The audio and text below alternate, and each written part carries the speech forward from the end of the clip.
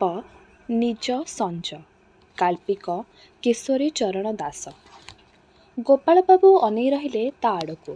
ଯେତିକି ଅନେଇଲେ ସେତିକି ଖୁସି ହେଲେ ଏବଂ ତାଙ୍କର ମନେ ହେଲା ଯେ ଏ ଖୁସି କେବଳ ଭିନ୍ନ ନୁହେଁ, ଅଭିନବ ନୁହେଁ। ବୋଧହୁଏ ଠିକ୍ ଏମିତିକା ଖୁସି ମୋର ଲୋଡ଼ା ଥିଲା। ଛାଇ ଲେଉଟିଲା ବେଳକୁ ମୁଁ ଯାହା ଆଡ଼କୁ ଅନେଇଛି ସେ ମୋ ପିଲା ନୁହେଁ, ମୋ ପିଲାର ପିଲା ନୁହେଁ, ମୋର କେହି ନୁହେଁ। କିନ୍ତୁ ଲଙ୍ଗଳା ଟୋକା ଗୁରୁଣ୍ଡି ଗୁରୁଣ୍ଡି ଆସୁଛି ମୋ ପାଖକୁ, ଆଉ ମୋତେ ଚାହିଁକରି ହସୁଛି ଏବଂ ତା ହସରେ ହସ ମିଳାଇଲା ବେଳେ ମୋର ଯେଉଁ ଆନନ୍ଦ ଆସୁଛି ସେଥିରେ ମମତ୍ୱର ଧାପେ ନାହିଁ। ମମତ୍ୱର ମମତା ତହୁଁ ପୀଡ଼ା ଉଦ୍ବେଗ ସୁଖ ଦୁଃଖର ଯେତେକ ଗଣ୍ଡଗୋଳ ପରୋକ୍ଷରେ ମଧ୍ୟ ନାହିଁ କେଉଁ ସ୍ମୃତିର ଜରିଆରେ ଯାହା ହେବ ମୋ ମନକୁ ଚହଲାଇ ଦେବ କି ତାଙ୍କୁ ଆଙ୍କୁଡ଼ି ଧରିବି। ସ୍ମୃତି ନାହିଁ। ହଁ, ସେଇ ହେଉଛି ଅସଲ କଥା। ସେଇ ଲାଗି ଏ ଉନ୍ମୁକ୍ତ ଆନନ୍ଦ। ଏଠିକାର ଖୋଲା ପବନ ପରି ଯେଉଁଥିରେ ଧୂଳି ନାହିଁ କି ଧୂଆଁ ନାହିଁ। ଧୂଆଁ ଥିଲେ ବି ଥିବ, କିନ୍ତୁ ତାର ରଙ୍ଗ କି ଗନ୍ଧ ପବନରେ ଲାଖିଯାଉ ନାହିଁ। ଆପଣା ବିସ୍ମୃତିରେ ଭାସି ଭାସି ଯାଉଛି ଏଇ ଆଗଚଲା ପାଚିର ହସ ପରି। ତେଣୁ ଅନୁଭବର ଦାଗଟିଏ ଛାଡ଼ିଯିବ ବୋଲି ଡରିବାର ନାହିଁ। ପଣ୍ଡିତଗିରି ଦେଖେଇ କହିପାରେ ଯେ ନାନା ସ୍ମୃତି ଅଛି ଅଳ୍ପ ବହୁତ, ମାନେ ତାର ଧାରଣା, ତାର ସଞ୍ଜୀବନୀ ଚେତନା। କିନ୍ତୁ କଥା ହେଉଛି ଯେ ତାର ଦେହ ନାହିଁ କି ଚେହେରା ନାହିଁ, ତାକୁ ଚିହ୍ନଟ କରିହେବ ନାହିଁ। କେବଳ ଗୋଟାଏ ଭାବ ଅଭାବର ଦୁଃଖକୁ ଘୁଞ୍ଚେଇଲା ପରି। ଯେମିତିକି ଏ ଶିଶୁର ହସ ହେଉଛି ସବୁ ଶିଶୁଙ୍କର ହସ। ମୋର ଜନ୍ମ ହୋଇ ବଞ୍ଚିବାର ସ୍ମୃତି, ଜୀବନ ଆନନ୍ଦର ସ୍ୱୀକୃତି, ଆଉ କିଛି ନୁହେଁ। ସେଥିରେ କେଉଁ ଅତୀତର ଅନୁଭୂତି ଜଳି ଉଠୁନାହିଁ, ରୁଗୁ ରୁଗୁ ବି ହେଉନାହିଁ। ହେଲେ ଅଛି ତାର ମନୋରମ ଆବେଗ। ଯେମିତିକି ଏଇ ମୋର ଗାଁ, ମୋ ନିଜ ଗାଁ, କିନ୍ତୁ ତାକୁ ନେଇ ମୋର ଯାହା କିଛି ମନେ ପଡ଼ୁଛି ସେ ସବୁକୁ ଖାଲି ଛୁଇଁ ଯାଉଛି ମୋତେ। ତାକୁ ଅନୁଭବ କରିଦେଉଛି କିନ୍ତୁ ମୋଟେ ଧରି ହେଉନାହିଁ। ହେଲେ ଭଲ ଲାଗୁଛି, ଭାରି ଭଲ ଲାଗୁଛି। ବାଟ ଚଲାର ଯେତକ କ୍ଳାନ୍ତି ଉଭେଇ ଯାଇଛି। ଆଃ, ଏ ଆଉଁସା ଟିକକ ଲୋଡ଼ା ଥିଲା ମୋର। ମୁଁ ଏଇଠି ରହିବି, ମୋର ଗାଁରେ ରହିବି, ମରିବା ଯାଏ। ଏଇ ହେଉଛି ମୋ ନିଜ ସଞ୍ଜ। ହେଲା ତ ଏଥର। ଗୋପାଳବାବୁ ବାରମ୍ବାର ତାଙ୍କ ସଦ୍ୟ ପ୍ରସ୍ଫୁଟିତ ଆବିଷ୍କାର ଓ ତାର ଚମତ୍କାରକୁ ଦୋହରାଇଲେ। ତାକୁ ସିଦ୍ଧାନ୍ତ ସ୍ୱରୂପ ଥୋଇଲେ ନିଜ ଆଗରେ। ସତେକି କଥାଟା ଛିଣ୍ଡିଯାଉ ଶେଷଥର ପାଇଁ ଆଜିର ଏଇ ସଞ୍ଜବେଳେ। ଗୋପାଳବାବୁ ପଦ୍ମପୁର ନାମକ ଗୋଟିଏ ଗାଁରେ ଥିବା ଧାନକ୍ଷେତର ଅନ୍ୟତମ ହିଡ଼ ଉପରେ ବସିଥିଲେ। ଧୀର ସମୀରଣ ତାଙ୍କ ଦେହମୁଣ୍ଡକୁ ଛୁଇଁ ଛୁଇଁ ଏବଂ ବେଳେ ବେଳେ ସେଥିରେ ପିଟି ହୋଇ ପଳେଇ ଯାଉଥାଏ ଅଦିନିଆ ଅତିଥିଙ୍କ ଆଗରେ ଦେଖେଇ ହେଲା ପରି। ହିଡ଼ର ଗୋଟିଏ ପାଖ କ୍ଷେତରେ ହଳ ବାଜିନାହିଁ। ଗୋପାଳବାବୁ ସେଇ ଆଡ଼କୁ ମୁହଁ କରିଥିଲେ ଏବଂ ତାରି ଉପରେ ଦୁଃଖେଇ ପିଲା ଗୁରୁଣ୍ଡି ଥିଲା। ଦୁଃଖେଇ ତା ପଛରେ ଥାଇ ନସର ପସର ହେଉଥିଲା, କାଠି କୁଟା ଆଦି ଗୋଟାଉଥିଲା। ସେ ବି ହସିଲା। ଦୁଃଖେଇର ହସ ବି ଭଲ ଲାଗିଲା ଗୋପାଳବାବୁଙ୍କୁ। ସେହି ପ୍ରକାର ସତେକି ପୃଥିବୀର ଯେତେକ ମୂଲିଆଣୀ ଯୁବତୀ ଏମିତି ହସନ୍ତି। ପୃଥିବୀର ଅନ୍ୟତମ ଅବଦାନ ଏବଂ ତାକୁ ପହଞ୍ଚେଇ ଦେଉଛି ଏଇ ତାଙ୍କ ଗାଁ ପଦ୍ମପୁର। ତାଙ୍କ ଆଖିକୁ ଦିଶିଗଲା ଆଉ ଗୋଟିଏ ଯୁବତୀର ହସ। ଜନୈକା ନରୀ ଭାରିଜାର ଖିଲିଖିଲି ହସ। ନରୀ କୁଆଡ଼େ ତାଙ୍କ ପୁତୁରା ହେବ ତାରି ସ୍ତ୍ରୀ। ଆଜିକା ବୈଠକରେ ସେ ବି ଥିଲା, ଯଦିଓ ତାର ସେଠି ରହିବାର କୌଣସି କାରଣ ନଥିଲା। ଆଉ କଥା କଥାକେ ଦାନ୍ତ ଦେଖାଉଥିଲା। ସେଇଠୁ କାନିରେ ମୁହଁ ପୋଛୁଥିଲା, ଅଭଦ୍ରାମୀକୁ ପୋଛିଦେଲା ପରି। ଗୋପାଳବାବୁଙ୍କର ମନେ ହେଲା ଯେ ତାକୁ ବି ପଦ୍ମପୁର ଆଣି ଦେଇଛି ତାଙ୍କ ପାଇଁ ଏଭଳି ଏକ ବିଶୁଦ୍ଧ ଏବଂ ଅଦମ୍ୟ ଆମୋଦର ପ୍ରତିମୂର୍ତ୍ତି। ସେଥିରେ କେଉଁ ସ୍ମୃତିବିଶେଷର ତାଡ଼ନା ନାହିଁ, ଯାହା ତାଙ୍କୁ ହଇରାଣ କରିବ, ତାଙ୍କୁ ନିରୋଳା ଉପଭୋଗର ଧୂଳି ପକାଇବ। ଭାବିଲେ ଯେ ସେମିତି ଆସିବ ଆଉ କେତେ ସ୍ମୃତିର ମାୟା। ଅଙ୍ଗେ ନିଭେଇଲା ଅନୁଭୂତିକୁ ଚାହିଁ କେତେ ଦୂର। ହୁଏତ ପ୍ରେମର, ଯୌନ ପ୍ରେମ ହେଉ କି ବନ୍ଧୁ ପ୍ରେମ କି ଆଉ କେଉଁ ପ୍ରେମ, ତଥା ଦୟାର, କରୁଣାର, ସହାନୁଭୂତିର, ଏବଂ ସେସବୁ ଖାପିଯିବ ତାଙ୍କ ଚେତନାରେ ଏଇଠି ରହିଲେ ତାଙ୍କ ସଞ୍ଜ ସୁଖର ବିଭିନ୍ନ ଉପାଦାନ ହୋଇ। ଆହା, ଆର ପାଖର ମାନେ ବିରାଗର ଆବେଗ ବି ଆସିବ ନାହିଁ କେମିତି? ଯଥା ଘୃଣାର, କ୍ରୋଧର, ହିଂସାର। କିନ୍ତୁ ସେଥିରେ ବି ମୋ ସଞ୍ଜ ସୁଖ ଊଣା ହେବ ନାହିଁ। ବରଂ ଟିକିଏ ପିତାକଷାର ସ୍ୱାଦ ଆସିଲେ ଭଲ। ପାଟି ବାନ୍ଧି ହୋଇଯିବ ନାହିଁ ମିଠାରେ। କାରଣ ସେଥିରେ ବି ସ୍ମୃତି ନଥିବ, ଥିବ ଖାଲି ତାର ହାଲୁକା ଭାବ ଟିକେ। ତୀର୍ଥଯାତ୍ରୀକୁ ବେତରେ ଠୁକେଇଲା ପରି ସେଇଠୁ ମୁଁ ଟିକିଏ ଚିଡ଼ି ଯାଇପାରେ ଅବା ହସିପାରେ, ଆହା ଚୁ ଚୁ କି ଛି ଛି କହିପାରେ। ମୋର ଇଚ୍ଛା କିନ୍ତୁ କେବଳ ଏତିକି ଜଣାଇବା ପାଇଁ ଯେ ମୁଁ ବି ମଣିଷ ସମାଜର ଜଣେ, ପ୍ରକୃତରେ କିଛି ନହେଲେ ନଥିବ ସେଥିରେ ଯାହା ମୋ ମନକୁ ବାନ୍ଧି ରଖିବେ, ତାକୁ ଚହଲେଇ ଦେବ। ଗୋପାଳବାବୁ ପୁଣି ସ୍ଥିର କଲେ ଯେ ଖାଲି ଏଇଠି ତା ସମ୍ଭବ, ଏଇ ମୋର ନିଜ ଗାଁରେ, ଯେଉଁଠି ସ୍ମୃତିଗୁଡ଼ାକ କେବେକା ପିଲାଦିନର, ବିସ୍ମୃତିର, ସ୍ୱପ୍ନର ତଥା କଳ୍ପନାର। ତେଣୁ ଇଚ୍ଛା କଲେ ମୁଁ ତାହାର ମଙ୍ଗ ମୋଡ଼ି ଦେଇପାରିବି ମୋ ସଞ୍ଜ ସୁଖକୁ ବଢ଼ାଇବା ପାଇଁ। ଏବଂ ଏମିତି ମିଶିଯିବି ଧୀରେ ଧୀରେ ମହାବିସ୍ମୃତିରେ, ଅନ୍ଧାରରେ। ବାବୁ କାଲି ହଳ ବୁଲିବ ନା ଏଠି? ନା। ଦୁଃଖେର ପ୍ରଶ୍ନ କ'ଣ ଏତେ ସାଂଘାତିକ ଥିଲା ଯେ ଗୋପାଳବାବୁ ଚମକି ପଡ଼ି ଏତେ ବଡ଼ ନାଁଟାଏ କହିଲେ? ନା। ଗୁରୁଣ୍ଡି ଗୁରୁଣ୍ଡି ଆସୁଥିବା ପିଲା ଏତେ ପାଖ ହୋଇ ଆସିଲାଣି ଯେ ଚାହୁଁ ଚାହୁଁ ଦେହକୁ ଲଦି ହେବ ତାଙ୍କ ଉପରେ। ଏଇ ଆଶଙ୍କାରେ ସେ ଚିଙ୍କି ଉଠିଲେ, ହୁଏତ ଅଧା ଅଜାଣତରେ। ମନେ ହେଉଛି ଭୟଙ୍କର ଆଶଙ୍କା ଏକାପରି। ତେଣୁ ଏକାଠି ହୋଇଗଲା ଭୂମିର କର୍ଷଣ, ଦେହର ଆକମ୍ପନ। ଯଦିଓ ଭୂମିଖଣ୍ଡକ ନିଜର ଏବଂ ଦେହଟା ସାମାନ୍ୟ ଶିଶୁର, ସତେକି ଚେତିକିରେ ବିଚରା ଗୋପାଳବାବୁ ଅନ୍ତରଙ୍ଗତା କି ଗଭୀରତାର ଭୂତ ଦେଖିଲେ ଏବଂ ଡରିଗଲେ, କାଳେ ତାଙ୍କ ନିଜ ସଞ୍ଜ ମାରା ହୋଇଯିବ। ଧରିନିଅ ଯେ ଦେହ ମାତ୍ରେ ବିଶ୍ୱାସଘାତକ ତାଙ୍କ କୁନିମୁନିଆ କଅଁଳିଆ ସ୍ମୃତିର ବିସ୍ମୃତିକୁ ବହଳ କରିଦେବ। ତେଣୁ ସେ ଶିଶୁ ଦେହରୁ ବି ଘୁଞ୍ଚିଗଲେ। କିନ୍ତୁ ଏଇ ଭୂମିଖଣ୍ଡକ, ନୁଖୁରା ହୋଇ ପଡ଼ି ରହିଥିବା ଏ 5 ଗୁଣ୍ଠ ଜମି, ଯାହା ନିଜର ବୋଲି ସାବ୍ୟସ୍ତ ହୋଇଗଲା ଏବଂ ଖାସ୍ ସେଇଥିପାଇଁ ସେ ଆସିଥିଲେ ତାଙ୍କ ଗାଁକୁ, ସେଥିରେ ହଳ ବୁଲିବ ନାହିଁ କାହିଁକି? ପ୍ରଶ୍ନଟା ଆହୁରି ମୁନିଆ କରିହେବ ଏମିତି। ପାଖ ଜମି କହିବାକୁ ଗଲେ ଗାଁର ଆଉ ଯେତେକ ଜମି ଚଷା ହୋଇଗଲାଣି, ବୁଣାବୁଣି କାମ ବି ଆରମ୍ଭ ହୋଇଗଲାଣି। ଖାଲି ତମ ଜମି କ'ଣ ପଡ଼ିଆ ପଡ଼ିଥିବ? ତା ଛଡ଼ା ଯେଉଁ ଜମି ତୁମ ଆସିବାର କାରଣ ତୁମ ନିଜ ସଞ୍ଜ ଭାବନାକୁ ଡାକି ଆଣିଲା, ପୁଣି ସେଇ ହେବ ତୁମ ସମ୍ଭାବିତ ରହଣୀର ପତିଆରା। ସେଥିରେ ହଳ ବୁଲାଇବାକୁ ଡରୁଛ କାହିଁକି? କଥା କ'ଣ?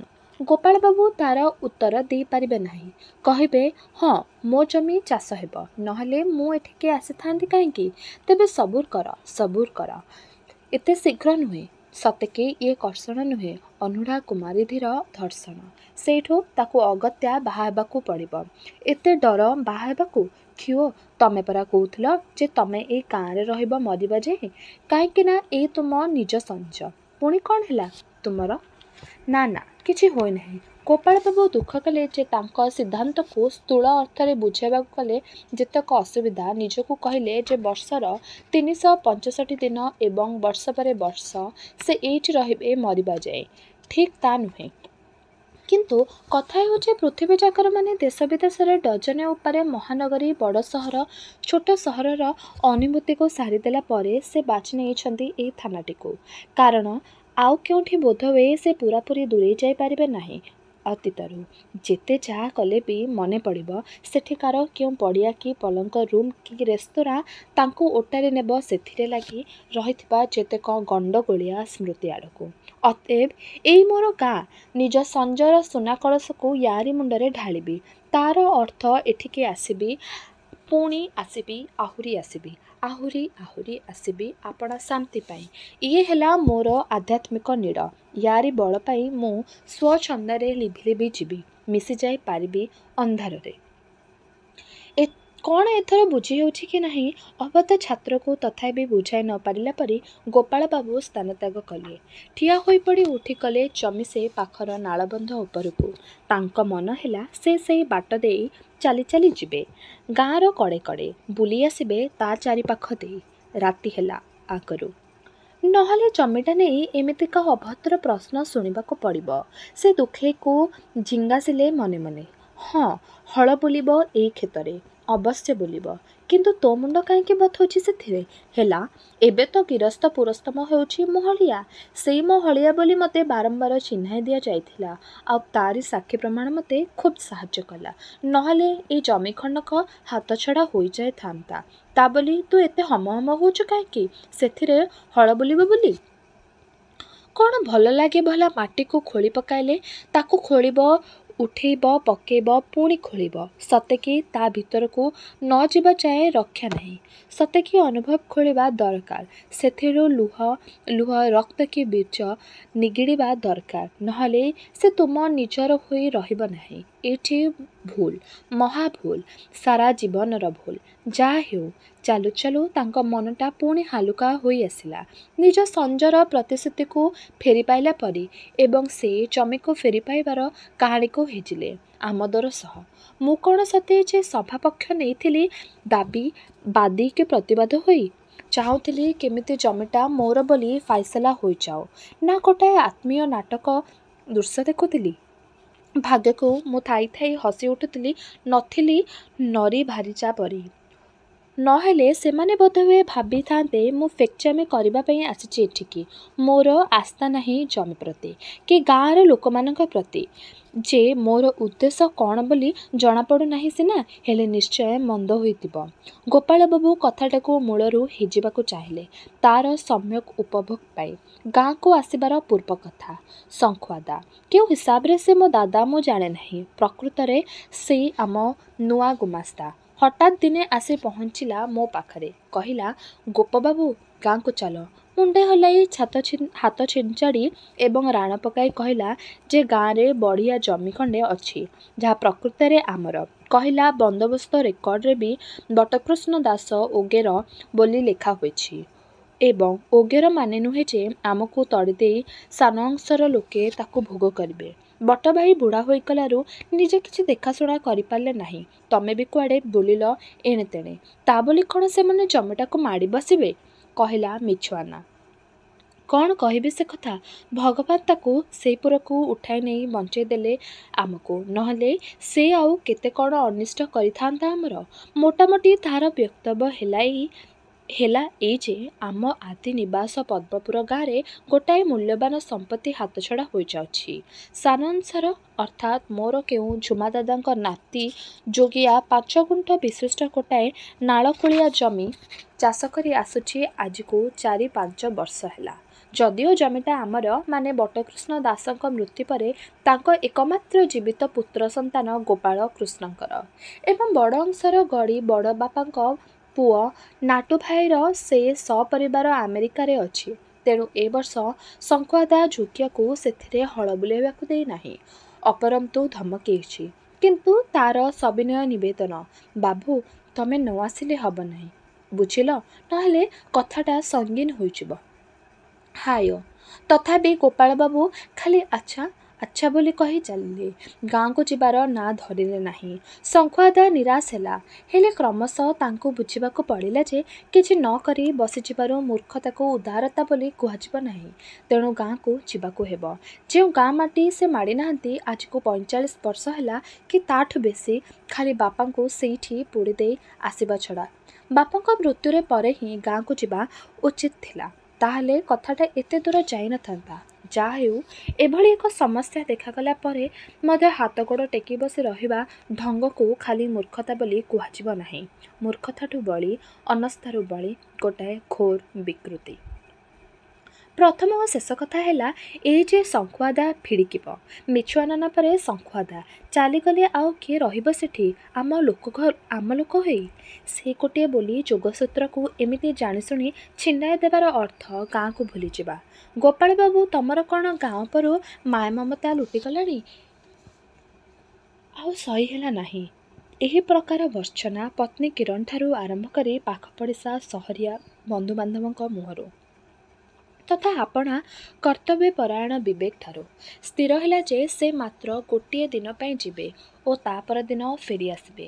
ନିର୍ଦ୍ଧାରିତ କାର୍ଯ୍ୟକ୍ରମ ଅନୁଯାୟୀ ସେ ଆଜି ସକାଳେ ପହଞ୍ଚିଲେ ପଦ୍ମପୁରରେ। ପ୍ରଥମେ ଗଲେ ଜନୈକ ବାଜି ଭାଇ ଘରକୁ। ସେଠି ଜଣେ ବାଗୁ ବଡ଼ବାପା ତାଙ୍କୁ କୁଣ୍ଢେଇ ପକାଇଲେ, ଚିବକୁ ଟେକି ଅନାଇଲେ ତାଙ୍କ ମୁହଁକୁ। କ'ଣ କହିଗଲେ କେତେ କ'ଣ ପୁରୁଣା କଥା, ଯାହାର ଆଗମୂଳ ଧରି ହେଲା ନାହିଁ। ପୁଣି ସେ କାନ୍ଦ କାନ୍ଦ ହେଲେ। ଜନୈକା ଭାଉଜ ଲେଖା ପଦୀବହୂ, ହେଲେ ବୟସରେ ସାନ ହେବେ। ତଥାକଥିକ ରସିକତା କଲେ, ଯାହା ଆହା କେମିତି କିରଣକୁ ଛାଡ଼ି କରି ରହିବ ଗୋଟାଏ ରାତି, ଯାହାକୁ ଶୁଣି ସାନମାନେ ମୁହଁ ବୁଲାଇ ଦେଲେ। ମାନେ ବୁଢ଼ା ଦିଅର ଭାଉଜଙ୍କ ଏ ରଙ୍ଗରସ ଧନ୍ୟ କହିବ। ସଭା ବସିଲା ପୁତୁରା ସ୍ଥାନୀୟ ରାଜୁ ଘରେ। ରାଜୁ କୁଆଡ଼େ ସେ ପକ୍ଷରେ ଯେତିକି ନିକଟ ଏ ପକ୍ଷରେ ମଧ୍ୟ ସେତିକି, କାରଣ ସେ ହେଉଛି ମଝିଆ ଅଂଶର ପିଲା। ଏବଂ ସେଠି ଥିଲେ ସର ମଉସା, ଯୋଗିଆର ଅଜା, ନାରାୟଣ ମଉସା, ବାଜି ଭାଇର ମଉସା ତଥା କୁଟୁମ୍ବର ଏକାଧିକ ଦାଦା, ବଡ଼ବାପା, ଦାଦି ପୁଅ ଓ ବଡ଼ବାପା ପୁଅ ଭାଇ ଏବଂ ଯୋଗିଆ ପିଢ଼ିର ଲୋକେ ଯାହାଙ୍କୁ ପୁତୁରା କୁହାଯିବ। ଯୋଗିଆର ବାପା ସ୍ୱର୍ଗବାସୀ, ତେଣୁ ତିନି ପିଢ଼ିର ଏହି ପ୍ରକାର ବିରାଟ ଆୟୋଜନ କରିବାକୁ ପଡ଼ିଲା ବୋଲି ଗୋପାଳ ବାବୁଙ୍କୁ କୁହାଗଲା। ଗୁଡ଼ିଏ ପିଲା ଲୁଚକାଳି ଖେଳୁଥିଲେ ସଭା ବାଟ ଦେଇ, ଏ ଘରୁ ସେ ଘର ଓ ଏ ଖଞ୍ଜାରୁ ସେ ଖଞ୍ଜା। କୁରୁକୁରୁ ହେଉଥିଲେ, ବେଳେବେଳେ ଭେମା ବି ହେଉଥିଲେ ତଳେ ମସିଣା ପରା ହୋଇଥିବା ସଭାସଦମାନଙ୍କ ପାଇଁ। ଖାଲି ନାରାୟଣ ମଉସା ଗୋଟାଏ ହାତବାଲା ଚୌକି ଉପରେ ବସିଥିଲେ, ଯେହେତୁ ସେ ବାତରୋକି। ପାଇପ ଆସୁଥିଲେ ଯାଉଥିଲେ। କେବଳ ଜନକ ବିଧବା ନେତ ଖୋଡ଼ି ପିଣ୍ଡାରେ ବସି ବିଡ଼ି ବିଡ଼ି ହେଉଥିଲା। ମନେ ହେଉଥିଲା ସେ ଅତୀତକୁ ଏକାଧାରରେ ଝୁରୁଛି ଓ ସମ୍ପୁଛି। ତା ଛଡ଼ା ଆଉ ଜଣେ ନରୀ ଭାରିଜା ସେ ପିଣ୍ଡାକୁ ଆସି ଠିଆ ହୋଇ ରହିଲା ଗୋଟାଏ ଖୁଣ୍ଟକୁ ଧରି ଏବଂ ମୋଟେ ଚଙ୍କିଲା ନାହିଁ ସେଠୁ। ଅଧିକନ୍ତୁ ଥାଇ ଥାଇ ଦାନ୍ତ ଦେଖାଉଥାଏ। ସତେକି ଏଭଳି ଅପୂର୍ବ ଇନ୍ଦ୍ରସଭା ସହଜେ ଦେଖିବାକୁ ମିଳେ ନାହିଁ। ମାଇପିଟାକୁ କେହି ତିଆରିଲେ ନାହିଁ କେମିତି? ଯାହା ହେଉ ଗୋପାଳବାବୁଙ୍କୁ ପୁଣି ଦିଶିଲା ତାର ସେଇ ପଣତ ପୋଛା ହେଲେ ନିଶଙ୍କ ନଛୋଡ଼ ବନ୍ଧା ହସ ଏବଂ ତାକୁ ମଜା ଲାଗିଲା। ଆଚ୍ଛା, କୋଉ କଥାରେ ସେ ଏତେ ହସି ପକାଇଲା କହିଲ? ଗୋପାଳବାବୁ ଗୁଣିବାକୁ ଲାଗିଲେ। ଯେତେବେଳେ ସେ ପକ୍ଷର ଧଡ଼ିପାଇ ବନ୍ଦୋବସ୍ତ ରେକର୍ଡ଼କୁ ହସି ଉଡ଼ାଇ ଦେଲେ, କିନ୍ତୁ ଉଡ଼ାଇ ଦେଲେ କି ଅଟକେଇ ଦେଲେ ବୁଝିହେଲା ନାହିଁ, କାରଣ ସେ ହେଁଟାଏ କହିଦେଇ ତାଙ୍କ ପାଟିକୁ ମେଲାଇ ରଖିଲେ କିଛି ସମୟ। ଛାମୁଦାନ୍ତ ଦିଟା ନିହାତି ଲଣ୍ଡା ତଥା ଆକ୍ରମକ ମନେ ହେଲା। ପାଟି ବୁଜିଲା ପରେ ଅବଶ୍ୟ ଯାହା କହିବାର କହିଲେ। ଯେ 10ଟା ଟଙ୍କାର ପାନଖିଆ ହେଲେ ରେକର୍ଡ଼ ବଦଳିଯିବ, ଶଳା ଯେତକ ଭାଡ଼ୁଆ। ଯେତେବେଳେ ଭାଗୁ ବଡ଼ବାପା ଢୁଳଉ ଢୁଳଉ ହଠାତ୍ ଉଠି ପଡ଼ିଲେ ଏବଂ ନାରାୟଣ ମଉସାଙ୍କ ଆଡ଼କୁ କଟମଟ କରି ଚାହିଁଲେ। କାହିଁକି ନା ନାରାୟଣ ମଉସା ଖେଟୁଏ ବୋଲି ଗୋଟାଏ ଶବ୍ଦକୁ ଉଚ୍ଚ ସ୍ୱରରେ ଉଚ୍ଚାରଣ କଲେ। କହିଲେ, ଯଦିବା ଦୁଇ ପକ୍ଷକୁ କୁହାଯାଉଛି ଯେ ସେମାନେ ପୂରା ଖଜଣା ଦେଇ ଆସୁଛନ୍ତି ଏକା ଜମି ପାଇଁ, ଏବେ ପାଉତିର ବିଶେଷ କିଛି ବୁଝାପଡ଼ିବ ନାହିଁ, କାରଣ ସେଥିରେ ବିଭିନ୍ନ ଅଂଶ ଏକାଠି ହୋଇଯାଇଛି। ଆଉ ଗୋଟାଏ ଠିକଣା ରେକର୍ଡ଼ ଅଛି ରେଭିନ୍ୟୁ ଅଫିସରେ, ତା ନାଁ ଖେୱାଟ। ଖେୱାଟ ଶବ୍ଦଟାକୁ ସେ ଠାଏ ଠାଏ କରି ଛାଡ଼ିଲେ ତାଙ୍କ ଉଚ୍ଚ ଆସନରୁ। ପୁରୁଷୋତ୍ତମ ହଳିଆ ତା ଦି ହାତକୁ ଦି ଆଖିରେ ମାଡ଼ିଦେଇ କହିଲା ଯେ ମୋ ଆଖି ଫୁଟିଯିବ ଯଦି ମୁଁ ମିଛ କହୁଥାଏ। ମୁଇଁ ଥିଲି ବଡ଼ବାବୁ, ଅର୍ଥାତ୍ ବଟକୃଷ୍ଣଙ୍କର ହଳିଆ। ମୁଇଁ ଚାଷ କରି ଆସୁଛି ଏହି ଜମି ଖଣ୍ଡକ। 2 ଦସ୍ତା ସାଲ ମୁଁ ଚା ବଗାନକୁ ନ ଯାଏ କି ଏତେ କଥା ନ ହୁଏ। ସରମଉସା ଅନେକ ଥର କିଛି କହିବେ ହେଲେଣି, କିନ୍ତୁ ତାର ବାଟ ପାଉ ନାହାନ୍ତି। ବୋଧହୁଏ ତାଙ୍କ କଣ୍ଠସ୍ୱର ନିହାତି ସରୁ, ସେଇଥିପାଇଁ। ଶେଷକୁ ସେ ସ୍ୱର ଉଚ୍ଚେଇ କଥା ଖାର କଥା କହିଲେ। କହିଲେ, ଜମି ଯୋଗିଆ ନୁହେଁ କି ଗୋପାଳର, ଜମି ହେଉଛି ପୁରୁଷୋତ୍ତମର। ଆଜିର ହଳିଆ କାଲିର ଭାଗ ଚାଷୀ। ନା କହୁଛୁ କିରେ ପୁଅ? ଏତିକିରେ ପୁରୁଷୋତ୍ତମ ଗୋଟାଏ ବିଚିତ୍ର ଶବ୍ଦ କରି ଭଗବାନଙ୍କୁ ଡାକିଲା। କହିଲା ଯେ ସେମିତି କଥାକୁ ସେ ପୁଣି ଗାଁ ଛାଡ଼ି ପଳେଇଯିବ କୁଆଡ଼େ ବୋଲି କୁଆଡ଼େ। ଗୋପାଳବାବୁଙ୍କ ସନ୍ଦେହ ନଥିଲା ଯେ ଏଭଳି ଆହୁରି ଅନେକ କୌତୁକିଆ ଘଟଣା ଘଟିବ, ଯେଉଁଥିପାଇଁ ନରୀ ଭାରିଜା ଏତେ ଅଧିକ ହସି ପାରିଲା। ତାଙ୍କ ଆମୋଦ ରସକୁ ଆହୁରି ଅଧିକ ଚିପକେଇଲା ଏବଂ ସେ ଜମି ଜମାଗତ ଗୁରୁତ୍ୱପୂର୍ଣ୍ଣ ଆଲୋଚନାରୁ ଓହରି ଯାଇ ଦିବ୍ୟ ଆଉଜିଗଲେ ପଛକୁ, ବିସ୍ତୃତ ଅତୀତର ସ୍ମୃତି ଆଡ଼କୁ। ଏମାନଙ୍କୁ ମୁଁ ଜାଣିଥିଲେ ନାହିଁ, ତଥାପି ଏମାନେ ମୋର ଆତ୍ମୀୟ। ଖାଲି ସାଧାରଣ ଅର୍ଥରେ ନୁହନ୍ତି, ନିରବଚ୍ଛିନ୍ନ ଅନୁଭୂତିର ଅର୍ଥରେ। କାହିଁକିନା କେଉଁ ପିଲାଦିନୁ ମୋର ସମ୍ପର୍କ ରହିଛି ଆଙ୍କ ପୂର୍ବଜ ଅବା ଆଙ୍କ ପିଲାଦିନ ସାଙ୍ଗରେ।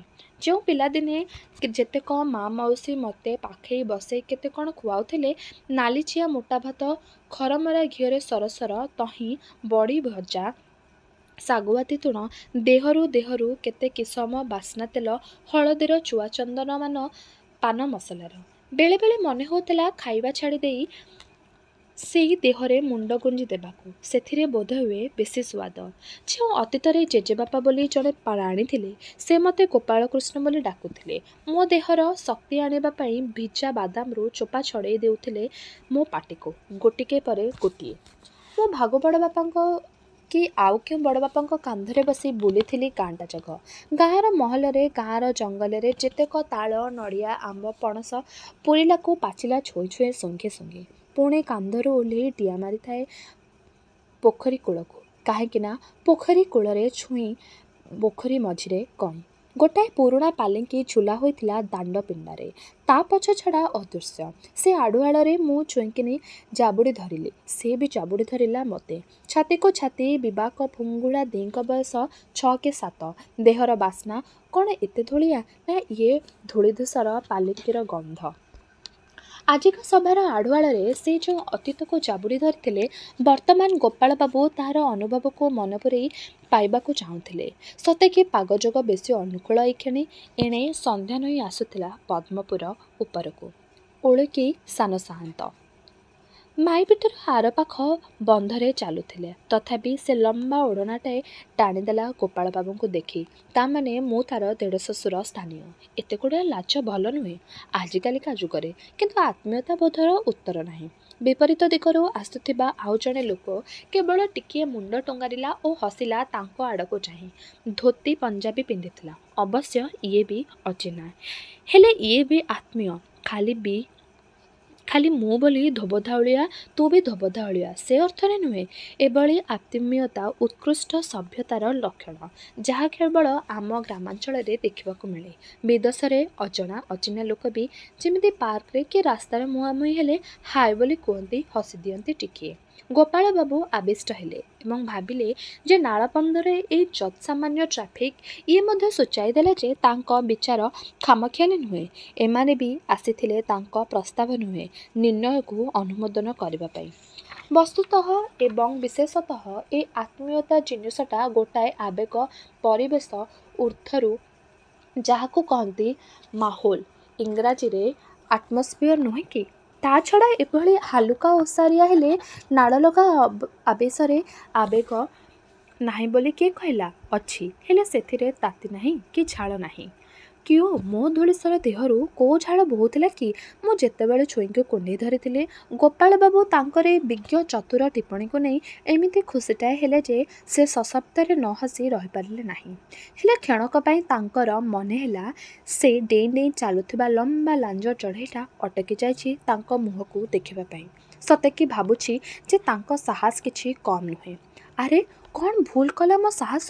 କ'ଣ ଭାବୁଛ ଯେ ମୁଁ ମୋ ସ୍ମୃତି ବିସ୍ମୃତିକୁ ବାଧ୍ୟ କରୁଛି ମିଛ କହିବାକୁ?